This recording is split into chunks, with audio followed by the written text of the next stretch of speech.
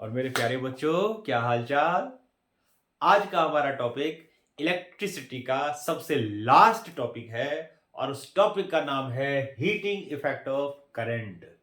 अगर मैं पूछूं कि बच्चों ये बताओ कि क्या कहीं आपने ऐसा देखा है कि करंट हीट प्रोड्यूस करता है, कि करंट की वजह से हीट निकलती है। कहोगे सर ये क्या बात हुई। बहुत जगह हम ऐसा देखते हैं जहां पे करंट की वजह से हीट प्रोड्यूस होता है। जैसे कोई वायर लेते हैं हम, उसमें अगर हम करंट पास करते हैं कुछ देर तक और वायर में करंट ऑफ करके फिर वायर को छू के देखें। करंट ऑन करके मत छूना, करंट लग जाएगा नहीं तो, है ना। वायर को ऑफ, करंट को ऑफ करके फिर तार को छू के देखो तो ऐसा लगेगा कि तार थोड़ा गर्म हो गया। किसकी वजह से हुआ? करंट की वजह से हुआ ना, है ना। फैन चलाते हो, कुछ देर तक फैन को चला हुआ छोड़ दो, एक आध घंटा, फिर ऑफ करके छू के देखो कैसा लगेगा, फैन थोड़ा गर्म हो जाएगा, है ना।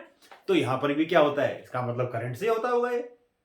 तो डेली लाइफ में कई जगह हम ऐसी चीजें देखते हैं जहां पर हमें ऐसा लगता है कि करंट क्या कर रहा है, हीट प्रोड्यूस कर रहा है, यानी करंट की वजह से हीट प्रोड्यूस होती है ना। कुछ डिवाइस तो ऐसे होते हैं जहां पर जितना भी हम करंट देते हैं वो सारा का सारा हीट में कन्वर्ट हो जाता है। ऐसा होता है क्या? कई जगह होता है। जैसे मान लो इलेक्ट्रिक प्रेस लेते हो, तो प्रेस जब करते हो तो इलेक्ट्रिक प्रेस में क्या होता है, वही तो होता है, करंट पास करते हैं, करंट से हीट प्रोड्यूस होता है जो गर्म करते हैं और हम अपने कपड़े को प्रेस करते हैं, प्रेस करके पहनते हैं फिर, है ना। इलेक्ट्रिक टोस्टर होता है जिसमें ब्रेड को आप टोस्ट करते हो ना, तो वो भी तो वही चीज है कि करंट जब डालते हैं उसमें तो टोस्टर क्या होता है, गर्म हो जाता है, हमारा ब्रेड सिक जाता है ना। ऐसे ही क्या होता है, और भी कई सारे ऐसे डिवाइसेस होते हैं जहां सोचोगे तो बहुत से ऐसे डिवाइसेस आपको मिलेंगे जहां पर करंट क्या करता होगा, हीट प्रोड्यूस करता होगा। ठीक, देखो इसमें अब क्या बात होगी। कुछ डिवाइस ऐसे होते हैं, कुछ डिवाइस ऐसे होते हैं जिस डिवाइस में सारा का सारा करंट हीट में कन्वर्ट नहीं होता, है ना। अब एक चीज और देखो, जैसे मान लिया एग्जांपल फैन हो गया, तो फैन में क्या होता है, फैन का काम है चलना, है ना। तो वहां पर सारे का सारा जो हम एनर्जी देते हैं, इलेक्ट्रिसिटी देते हैं, वो सारा का सारा थोड़ी उसमें कन्वर्ट हो जाता है। तो थोड़ा बहुत हिस्सा है वो हीट में कन्वर्ट हो जाता है। अब देखो यहां से हम देखते हैं कि भाई हीट आता क्यों है, हीट आता क्यों है, यानी कोई भी कंडक्टर हीट प्रोड्यूस क्यों करता है। देखो इसका सिंपल सा एक रीजन हम सोचेंगे तो हमें ये पता लगेगा कि मैंने आपको बताया था कि एक मेटल के अंदर क्या होता है, बहुत सारे इलेक्ट्रॉन्स होते हैं और जब उसमें करंट फ्लो करता है तो इलेक्ट्रॉन्स फ्लो करते हैं, और जब इलेक्ट्रॉन्स फ्लो करते हैं भीड़ में भागेंगे तो मैंने बताया था टकराएंगे, टकराएंगे तो उसी को हम बोलेंगे रेसिस्टेंस होगा। और जब आपस में टकराएंगे, बहुत देर तक टकराएंगे तो कोलिजन से क्या होता है, हीट प्रोड्यूस होता है ना। तो कोई भी कंडक्टर लेंगे, अगर उसमें आप करंट पास कर देते हो तो वो जो हीट प्रोड्यूस होता है वो किसकी वजह से होता है, it is due to the collision. और इलेक्ट्रॉन जो आपस में टकराते हैं, कोलाइड करते होंगे, है ना, उस कोलिजन की वजह से हीट प्रोड्यूस होता है। तो देखो होता क्या है, किसी भी सर्किट में करंट को ड्राइव करने के लिए, यानी करंट को भेजने के लिए क्या चाहिए, एक सोर्स चाहिए, मैंने बताया था। और एक सोर्स क्या होता है, सोर्स एक पोटेंशियल डिफरेंस प्रोवाइड कर देता है, यानी एक तरफ हाई पोटेंशियल कर देता है, एक तरफ लो पोटेंशियल कर देता है, करंट उसमें फ्लो करने लगता है ना। यानी कि जो सोर्स होता है वो क्या करता है, कुछ एनर्जी को देता है, कुछ एनर्जी को देता है। मान लो मैंने क्या करा, ये एक बैटरी लिया, ये मैंने की लगा दिया और यहां पर मैंने लगा दिया एक रेसिस्टर। क्या लगा दिया मैंने यहां पर, रेसिस्टर। और मान लेते हैं इस रेसिस्टर के अक्रॉस जो पोटेंशियल डिफरेंस है वो मान लो V है, है ना। तो मान लिया ये हमने एक कंडक्टर लिया, रेसिस्टर लिया, मान लेते हैं इसका रेजिस्टेंस R है। ठीक, अब इसमें क्या करेगा, ये सोर्स करंट भेजेगा, इस रेजिस्टर में क्या करेगा, एक सोर्स करंट भेजेगा, है ना। और ये करंट किसको पार करेगा, इस पोटेंशियल डिफरेंस को पार करेगा, है ना। और हमें पता है पोटेंशियल डिफरेंस, यानी जब हमें पता है कि जब करंट किसी चीज से फ्लो करता है तो करंट का मतलब क्या होता है, चार्ज का फ्लो करना। हमने पढ़ा था ना फॉर्मूला कि करंट होता है time rate of flow of charge, यानी चार्ज अपॉन टाइम पढ़ा था ना। करंट इक्वल टू क्या होता है, करंट होता है चार्ज अपॉन टाइम, है ना। तो चार्ज क्या हो गया, करंट इनटू टाइम, ये चार्ज हो गया करंट इनटू टाइम। तो यानी कि हमने एक और चीज पढ़ा था कि मान लेते हैं एक कोई सर्किट है, और सर्किट के अक्रॉस एक पोटेंशियल डिफरेंस है भी, पोटेंशियल डिफरेंस है भी, है ना। उस पोटेंशियल डिफरेंस को पार करने के लिए उस पोटेंशियल डिफरेंस को, चार्ज को पार करना है, और मान लेते हैं वो चार्ज है Q, है ना। तो एक पोटेंशियल डिफरेंस है V, उस पोटेंशियल डिफरेंस को पार करने के लिए, यानी ये करंट इसमें से फ्लो कर रहा है तो इसका मतलब चार्ज फ्लो कर रहा है, तो इस पोटेंशियल डिफरेंस को पार करने के लिए, उस पोटेंशियल डिफरेंस को पार करने के लिए इस चार्ज को क्या करना पड़ेगा, कुछ वर्क करना पड़ेगा, और वो वर्क करेगा कौन, ये बैटरी करेगा, जो पोटेंशियल डिफरेंस प्रोवाइड कर रहा है, जो पोटेंशियल डिफरेंस दे रहा है ना। तो किसी भी रेसिस्टर में जब हम करंट पास करेंगे तो करंट पास करने का मतलब है चार्ज पास कर रहा है, या किसी भी यानी रेसिस्टर के दोनों तरफ मान लेते हैं पोटेंशियल डिफरेंस V है, इस पोटेंशियल डिफरेंस को पार करने के लिए अगर ये चार्ज इसको पार करे तो कुछ काम करना पड़ेगा। कितना काम करना पड़ेगा, क्योंकि आपको फार्मूला मैंने बताया था, पोटेंशियल डिफरेंस होता है वर्क अपॉन चार्ज, W/Q। पीछे का देखो लेक्चर, समझ में आएगा, आपको सब पता रखा है। तो W क्या होगा फिर, V into Q, W equal to V into Q, यानी कि एक चार्ज को, Q चार्ज को अगर V पोटेंशियल डिफरेंस को पार करना है तो इतना वर्क करना पड़ेगा। ये वर्क करेगा कौन, ये वर्क करेगा कौन, ये, है ना। तो सोर्स क्या करता है, सोर्स एक ऐसा काम करता है, सोर्स का मतलब जो करंट इसमें भेज रहा है, सोर्स, और कौन होता है वो बैटरी। तो सोर्स एक ऐसा डिवाइस है जो सर्किट में क्या करता है, वो कुछ काम करता है, काम करता है। क्या काम करता है, चार्ज को क्रॉस कराने के लिए, चार्ज को वहां भगाने के लिए कितना वर्क करना पड़ता है, कितना वर्क करेगा वो, तो पोटेंशियल डिफरेंस इनटू Q। तो ये वर्क कौन करेगा, सोर्स करेगा। तो इसमें हम कह सकते हैं कि when a current flow in a circuit, मान लो करंट फ्लो कर रहा है, when a current flow in a circuit, एक मिनट जरा मैं अपना वो ढूंढ लूं, कहां गया बिठाने वाला।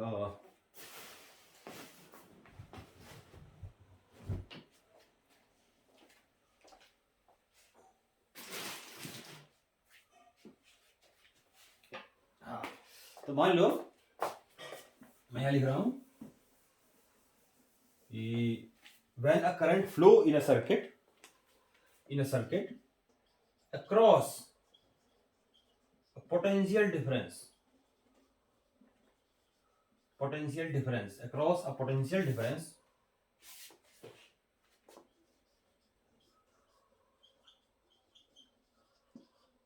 V, है ना,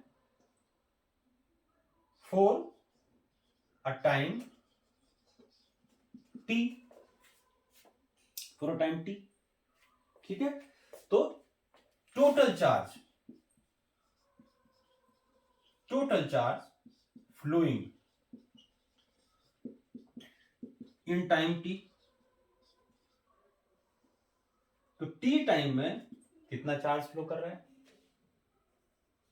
Q हो जाएगा I इंटू टी, इतना चार्ज फ्लो करेगा, ठीक।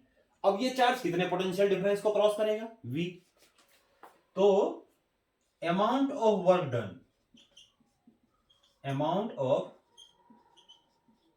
Done by the source, amount of work done by the source to cross this charge, across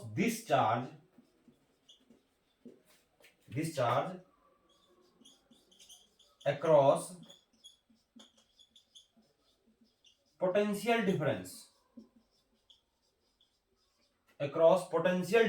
of V, कितना वर्क करेगा ये वर्क करेगा पोटेंशियल डिफरेंस इनटू चार्ज, तो ये वो वर्क कहा गया जो सोर्स को करना पड़ रहा है इस पोटेंशियल डिफरेंस में Q चार्ज को पार करवाने के लिए। अब इसको हम Q को I इंटू टी भी लिख सकते हैं, तो W फिर कितना हो गया, VI/T। तो ये किसका फार्मूला हो गया, ये फार्मूला हो गया तुम्हारा इलेक्ट्रिक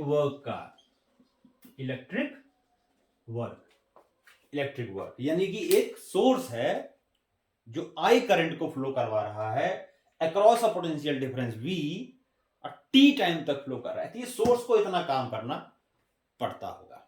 समझ में आ गई बात।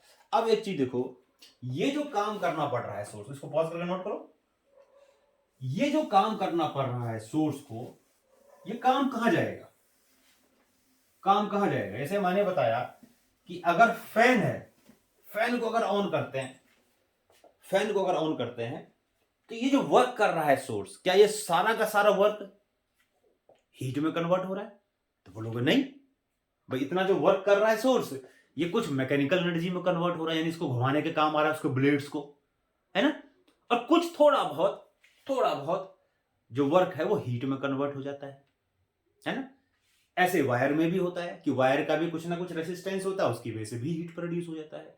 यानी कि फैन में या इस तरह के डिवाइसेस में जो सारे के सारे हम सोर्स वर्क करता है, वो सारा का सारा हीट में कन्वर्ट नहीं होता। लेकिन कुछ ऐसे डिवाइस भी होते हैं जहां पर ये सारा का सारा हीट वर्क में कन्वर्ट हो जाता है, सारा का सारा वर्क हीट में कन्वर्ट हो जाता है। ऐसे डिवाइस को हीटिंग डिवाइस कहते हैं। यानी कि इन heating device all work convert into heat. सारा का सारा वर्क किसमें कन्वर्ट हो जाएगा, हीट में कन्वर्ट हो जाएगा।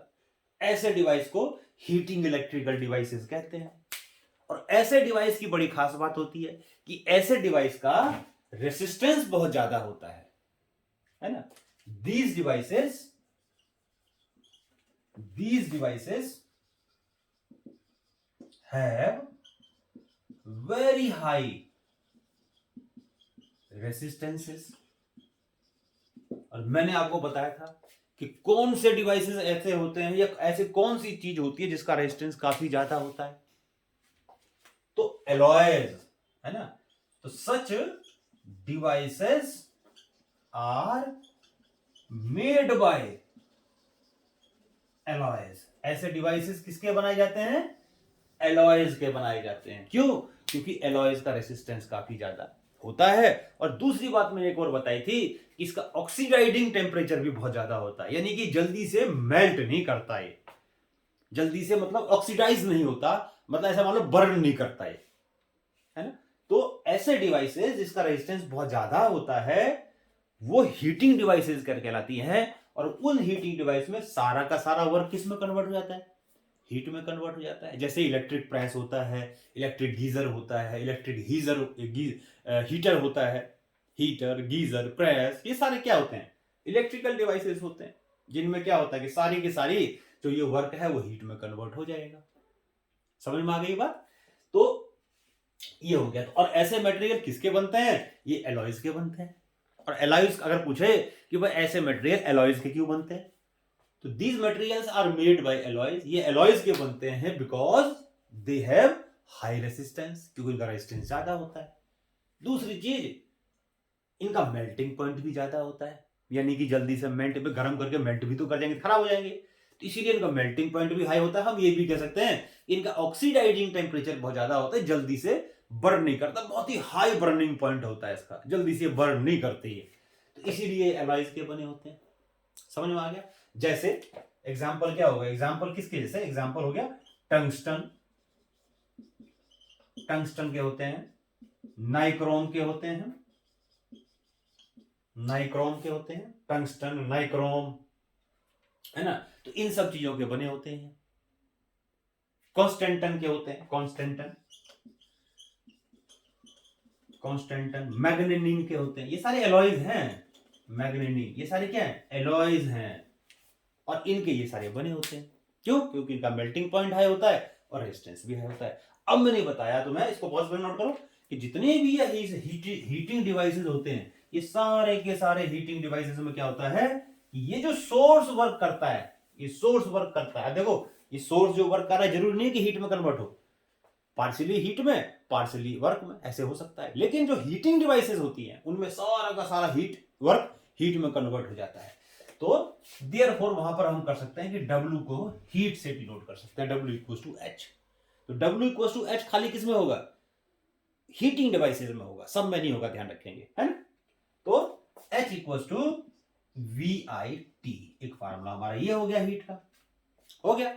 अच्छा, ओम्स लॉ एक और होता है, देखो ओम्स लॉ क्या कहता है, V इक्वल्स टू IR होता है ना, by Ohm's law V equals to IR। तो हीट का फिर एक और फार्मूला बन गया, क्या V की जगह IR कर दो, IR into I into T, तो कितना आ गया फिर ये I square into R into T, ये भी हीट का फार्मूला आ गया। और इस फार्मूले को Joule's heating effect of current कहते हैं, क्या कहते हैं, Joule's heating effect of current. ये सबसे पहले जूल ने एक्सपेरिमेंटली डिस्कवर किया था, क्या बोलते हैं, Joule's heating effect of current. ये सबसे पहले किसने किया था ये वाला फार्मूला डिस्कवर, जूल ने। जूल ने क्या किया कि देखा कि भाई डिवाइस है जो हीट प्रोड्यूस करता है, उन्होंने ये देखा कि जब उसमें हम करंट पास करते हैं तो हीट प्रोड्यूस होता है, और उन्होंने देखा कि जब करंट को हम दुगना करते हैं, डबल करते हैं, तो हीट 4 टाइम्स हो जाता है ना। करंट को ट्रिपल करते हैं तो हीट जो है 9 टाइम्स हो जाता है। अगर करंट को 4 टाइम्स करते हैं तो हीट प्रोड्यूस 16 टाइम्स होता है। इसका मतलब जो हीट हुआ वो प्रोपोर्शनल हो गया I स्क्वायर के। एक चीज उन्होंने ये देखी थी। दूसरी चीज उन्होंने ये देखी, जो हीट है वो प्रोड्यूस, जो हीट प्रोड्यूस हो रहा है वो डायरेक्टली प्रोपोर्शनल होता है रेसिस्टेंस के। जितना ज्यादा रेसिस्टेंस होगा उतना ही ज्यादा हीट प्रोड्यूस होगा। तीसरी चीज उन्होंने देखी तो उसका मतलब उन्होंने बोल दिया कि हीट प्रोपोर्शनल है आर के। तीसरी चीज टाइम, जितने टाइम तक हीट प्रोड्यूस, जितने टाइम तक करंट फ्लो करेंगे उतना ही ज्यादा हीट प्रोड्यूस होगा। तो तीसरा हो गया हीट प्रोपोर्शनल टू टी, एक साथ लिख देंगे तो एच प्रोपोर्शनल किसके हो गया, फिर एच प्रोपोर्शनल हो गया आई स्क्वायर आर टी, कॉन्स्टेंट लगा देते हैं, कॉन्स्टेंट होता है यहाँ पर 1, तो आई स्क्वायर इंटू आर, ये वही फार्मूला आता है जो हमने ये बनाया, सेम चीज आएगा। तो ये एक्सपेरिमेंटली भी उन्होंने बताया इसको पहली बार, इसीलिए इस फार्मूले को हम जूल्स हीटिंग इफेक्ट भी कहते हैं। समझ में आ गई बात। तो एक फार्मूला हो गया, देखो ये एक फार्मूला हो गया, ये दोनों को अब ब्रैकेट में बंद कर लो कि बहुत इंपॉर्टेंट फार्मूले हैं, सारे सारे फार्मूले यूज होंगे। ध्यान रखना कि ये वाला फार्मूला तभी यूज होगा जब सारा का सारा W इक्वल टू एस तभी होगा, सारा का सारा हीट वर्क हीट में कन्वर्ट हो रहा है ना। पार्सली वाले में काम नहीं चलेगा, उसमें हम ऐसे नहीं कह सकते फिर। अच्छा, एक और चीज कर सकते हैं, देखो यहां पर हम आई की जगह V बाई आर भी तो डाल सकते हैं। तो ये क्या बन जाएगा फिर फार्मूला हीट का, ये बन जाएगा आई की जगह डाल दो तो V square by R square into R और इंटू टी आ जाएगा V स्क्वायर बटा आर इंटू टी। तो ये भी फार्मूला हो गया। तो 3 फार्मूले हो गए हीट के, एक 2 और एक 3। ये तीनों फार्मूलों को रख लो। कैसे आया मैंने आपको बताया। तो इसको क्या कहते हैं, हीटिंग इफेक्ट ऑफ करंट कहते हैं। ये 3 फार्मूले आ गए, समझ में आया। उसके बाद देखो आता है, ये तो हो गया हीट एनर्जी जो प्रोड्यूस कर रहा है वो। अब आता है इसमें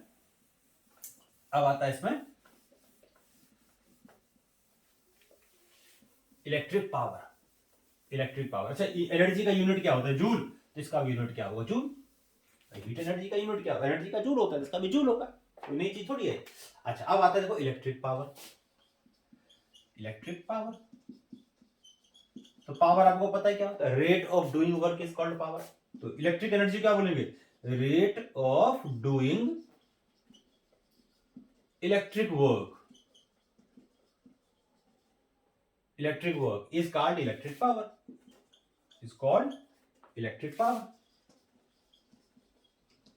यानी कि इलेक्ट्रिक वर्क के करने का time rate of doing electric work is called electric power. तो पावर को P से डिनोट करेंगे, इलेक्ट्रिक पावर को हो जाएगा W बाई टी। और हीटिंग इफेक्ट वाले इसमें अगर हीट प्रोड्यूस कर रहा है, सारा का सारा वर्क हीट में कन्वर्ट हो रहा है, तो उसमें हम पावर को H बाई टी भी कह सकते हैं। H मतलब हीट। और इसके 3 फार्मूले हमें पता है।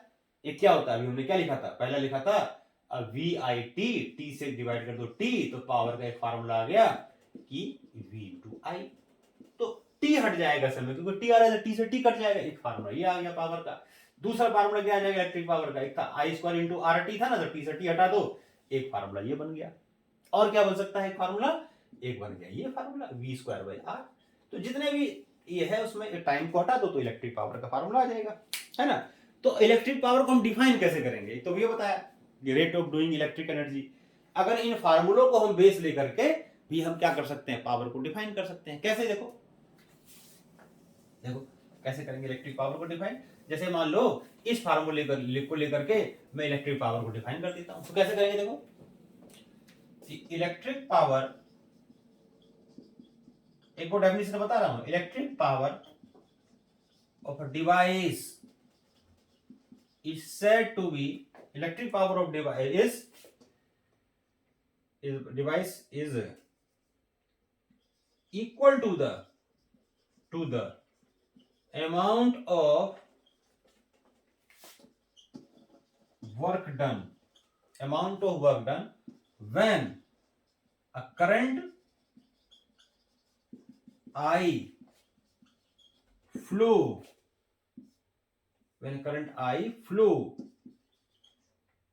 through a potential difference of potential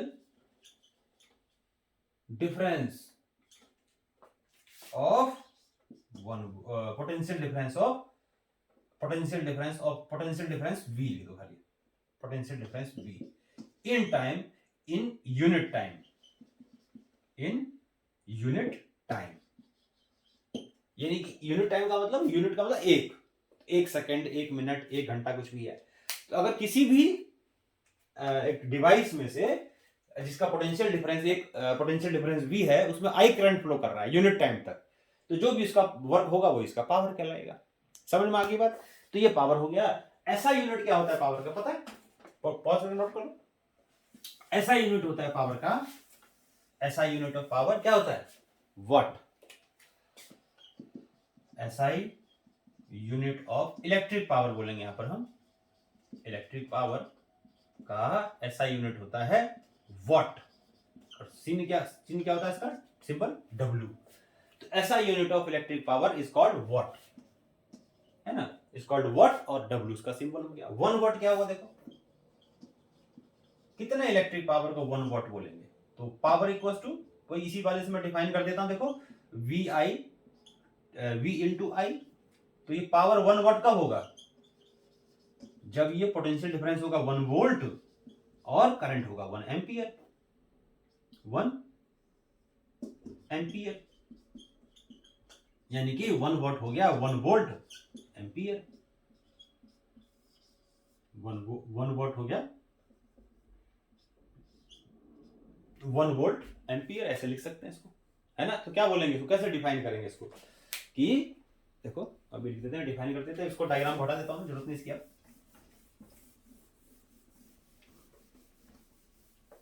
हाँ, तो क्या बोलेंगे कि electric power of a device is said to be 1 watt if a current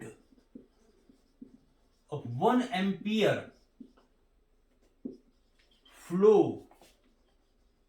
across a potential difference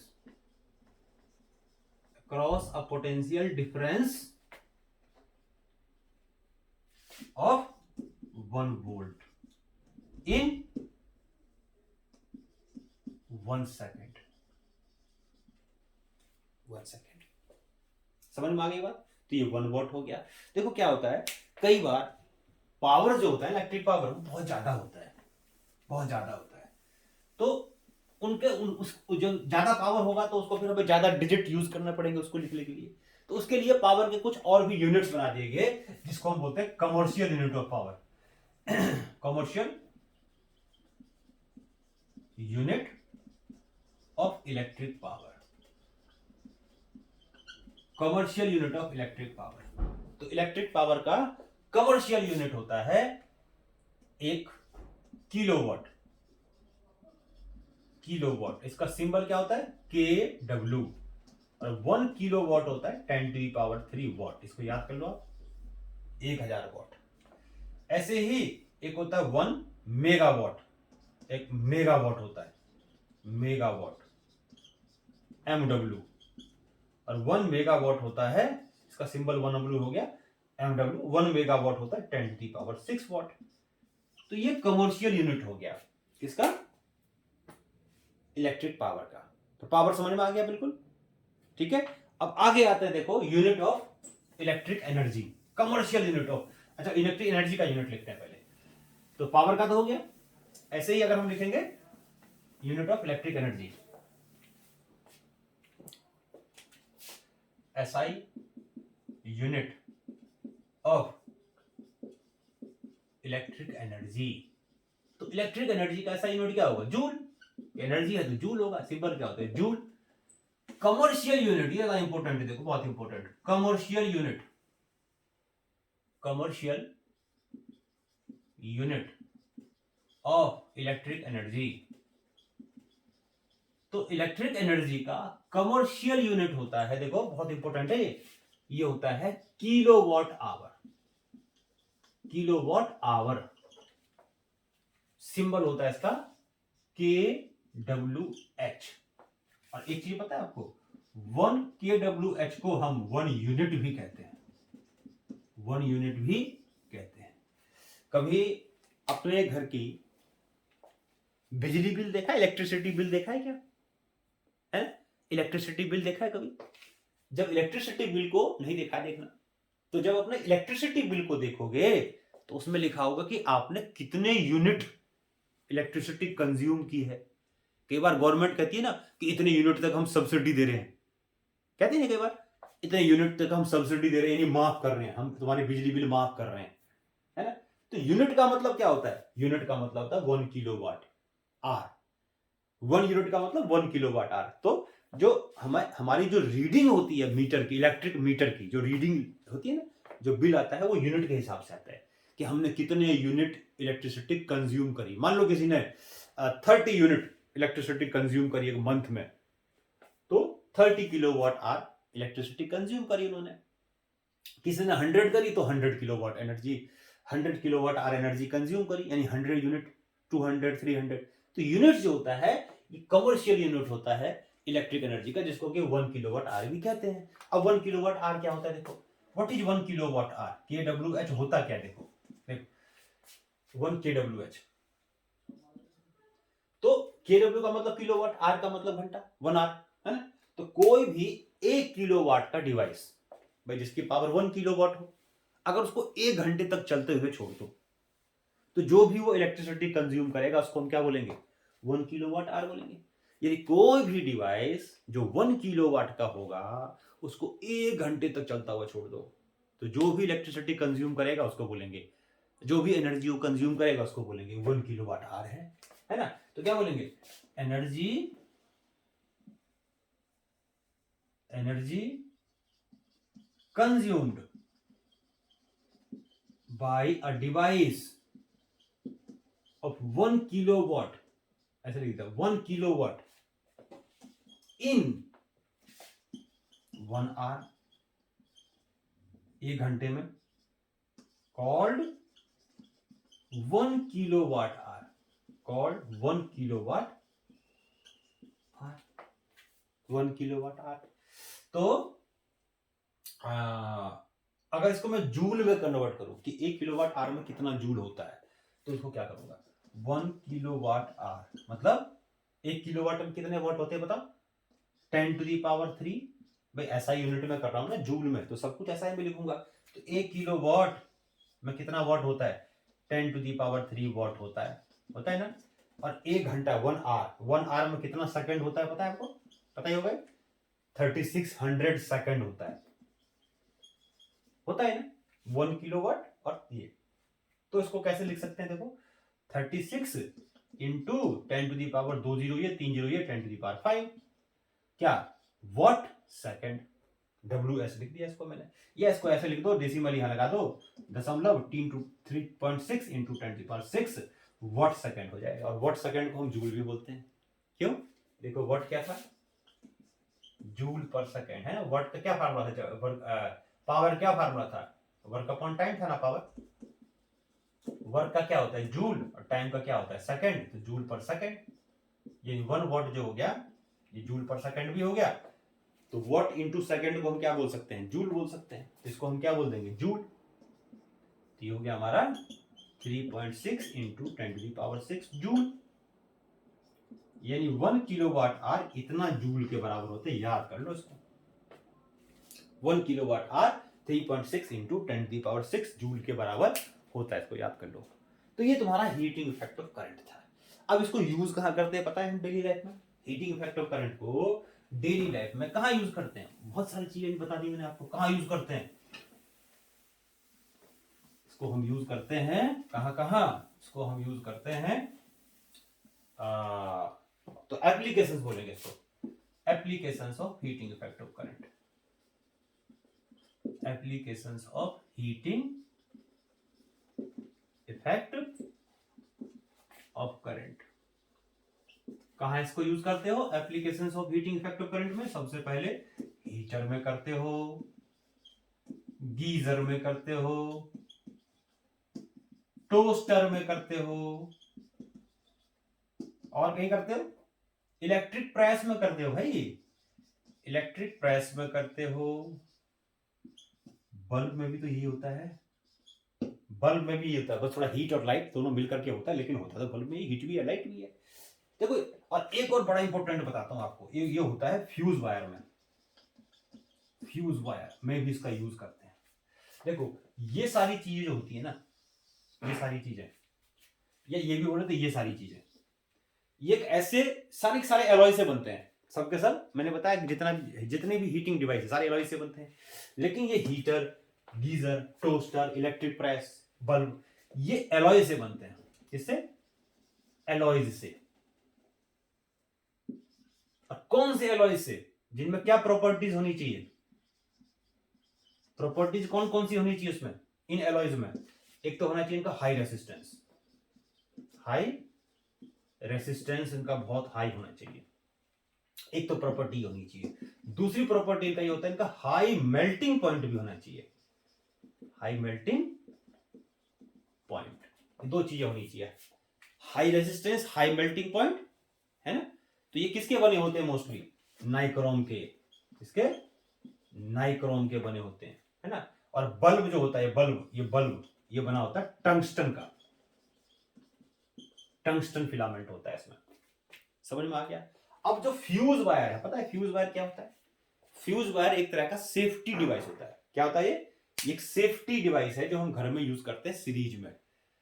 fuse wire को अलग से बताया, तो देखो इसको पॉज करके सब नोट कर लो। फ्यूज वायर क्या है? एक सेफ्टी डिवाइस है। फ्यूज वायर क्या है? ये एक सेफ्टी डिवाइस है, safety device use in houses, है ना। इसको क्या करते हैं हम? सीरीज में लगाते हैं, पता है, connected in series of circuit के सीरीज में लगाते हैं। और इसको लगाने से होता क्या पता है? इसके लगाने से ये होता है कि जैसे मान लो करंट ज्यादा हो गया, तो करंट ज्यादा हो गया तो हमारे घर में बहुत महंगे महंगे डिवाइस होते हैं, टीवी होता है, फ्रिज होता है, बल्ब सब होते हैं बहुत महंगे महंगे लगे हुए, ज्यादा करंट आएगा तो फ्यूज हो जाएगा। तो इसलिए क्या करते हैं, इसको बचाने के लिए हम एक सीरीज में, जो हमारे जहां से करंट आ रहा है ना, मीटर के पास होता है, उसके पास एक सीरीज में क्या करते हैं, देखना आप घर में लगा होगा, तो उसको फ्यूज लगा देते हैं, है ना। ये स्पेशल टाइप के मटेरियल का बना होता है जिसका मेल्टिंग पॉइंट, प्रॉपर्टीज क्या बोलेंगे इसका? प्रॉपर्टीज क्या होती है फ्यूज वायर की? एक तो इसका लो मेल्टिंग पॉइंट होना चाहिए, पहले तो हाई रेसिस्टेंस होना चाहिए, हाई रेसिस्टेंस तो सबका ही होता है, मुझे पता है। लेकिन इसके साथ साथ इसका मेल्टिंग पॉइंट लो होता है, low melting point, low melting point. Low melting point से क्या होगा कि जब ज्यादा इसमें करंट आएगा तो हीट ज्यादा प्रोड्यूस करेगा, तो मेल्ट कर जाएगा। किसी भी घर में कितना हीट करंट आ रहा है उसी हिसाब से हम फ्यूज वायर लगाते हैं, है ना, कि कितना हीट प्रोड्यूस करेगा, कितना करंट कितना हीट प्रोड्यूस करेगा, और मेल्ट कर जाएगा। अगर उससे ज्यादा स्पेसिफाइड करंट होगा कुछ, अगर उस करंट से ज्यादा करंट आएगा तो वो ज्यादा हीट प्रोड्यूस करेगा और मेल्ट कर जाएगा। तो इस तरह से ये होते हैं। और मोस्टली जो हमारे डोमेस्टिक में यूज करते हैं ना, रेंज जो होती है, रेंज ऑफ फ्यूज वायर, ये होती है 1 एम्पियर की, 2 एम्पियर की, 3 एम्पियर की, 5 एम्पियर की और 10 एम्पियर की। ये इतने एम्पियर्स के फ्यूज वायर यूज करते हैं, ठीक है। अगर कोई 1 एम्पियर का मान लो फ्यूज वायर है, अगर 1 एम्पियर से ज्यादा करंट फ्लो करेगा तो क्या करेगा? फ्लो मेल्ट कर जाएगा, हीट प्रोड्यूस करेगा, मेल्ट कर जाएगा। 2 एम्पियर वाला मान लो किसी की स्पेसिफाइड है, 2 से ज्यादा करंट फ्लो करेगा, मेल्ट कर जाएगा। इस तरीके से अलग अलग रेंज के ये फ्यूज वायर होते हैं। और ये मोस्टली जो बनते हैं ना फ्यूज वायर, ये बनता है यूरेका से। यूरेका। यूरेका एक मटेरियल है, UREKA, इसका बनता है फ्यूज वायर। जैसे ये एक और यूरेका भी होता है और एक और होता है लेड टिन एलॉय। लेड और टिन का एलॉय होता है इसका, इससे भी फ्यूज वायर बनता है। यूरेका से बनता है, लेड टिन एलॉय से बनता है ना। तो ये इसके फ्यूज वायर इसके मटेरियल के बनते हैं। अब मैं तुम्हें, ये हो गया वैसे चैप्टर खत्म, इसमें इतना ही था। अब मैं कुछ एक दो आपको क्वेश्चंस करा देता हूं। देखो इससे रिलेटेड एक एक क्वेश्चन कराता हूं। बाकी मैंने बताया था एक इसकी मैं अलग से एक लेक्चर डालूंगा जिसमें सिर्फ मैं न्यूमेरिकल्स का होगा इस चैप्टर से रिलेटेड। जो इंपॉर्टेंट क्वेश्चंस हैं, इंपॉर्टेंट छोटे छोटे क्वेश्चंस होंगे इंपॉर्टेंट, वो सब कराएंगे इसमें।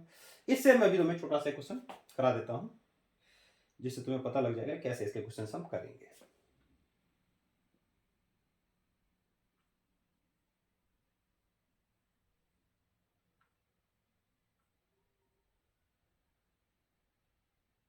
देखो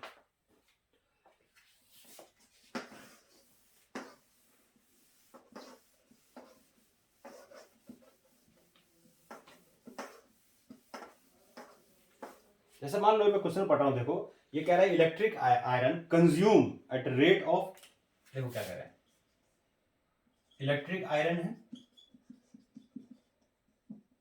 electric iron consumes energy, energy तो कंज्यूम करेगा at a rate of 840 watt when heating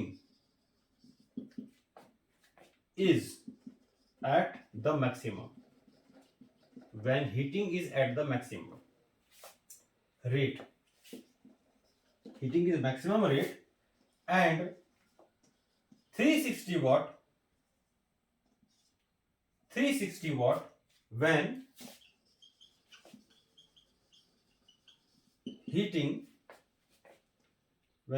is at the minimum